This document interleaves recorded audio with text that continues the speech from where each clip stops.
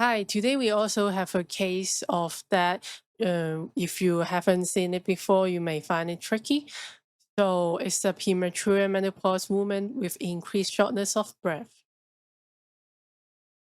We have a 29 years old woman with premature menopause complaint with increasing shortness of breath over 4 months.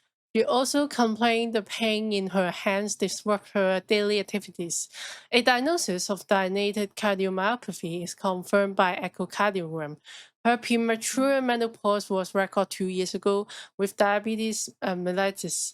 Her condition deteriorated rapidly that required an emergency cardiac transplant. You have a diagnosis in your mind, and after the surgeon opened her heart, you can confirm your diagnosis. So, what is it?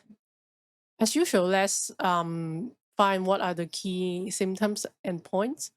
So, premature menopause for such age is very unusual. She's too young for this. And then increasing shortness of breath is points to the dilated cardiomyopathy. But still, in such age, have a dilated cardiomyopathy deteriorates in such a short period. This is very unusual. And she caught pain in her hands that disrupt her daily activities. So there must be a failure of the joints. And then she also got diabetes. And most important is the most important clue is the surgeon opened her heart and you confirm your diagnosis. So what is it? It is hemochromatosis. Why you confirm your diagnosis after the surgeon opened her heart? Because one of the characteristic of symptoms of hemochromatosis is a bronzy skin, right? So they also appear the heart the color of the heart will also appear to be like browny because there's iron overload in this case. So we have a graph here. I didn't mention the brown skin's permutation because it's too easy. So I didn't add it to the case on purpose. So because there are also other disease that if you just look at them, this is very hard to know. The answer is um hemochromatosis. So I hope this case can help you to memorize such thing.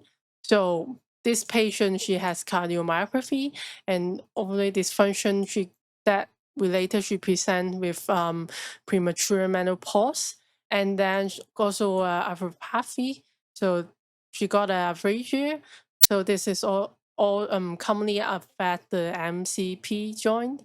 And then she got diabetes because this is due to the dysfunction of the pituitary gland. And then this patient is also at high risk of hepatomegaly, liver cirrhosis, and liver cancer. So luckily, this patient, she got a chance to have a new heart. But what is the next step for this patient? Because after she's still got so many wishes, so you have to order serum ferritin, transferrin saturation, total iron binding capacity, the serum iron to confirm the diagnosis. Still, you have to confirm, right? Confirm the diagnosis hemochromatosis, but also you have to order a genetic testing to confirm, to make sure, to check if there's a primary or a secondary hemochromatosis. So it's related to the HFE gene. And we are worried about her liver, so we order a liver function test.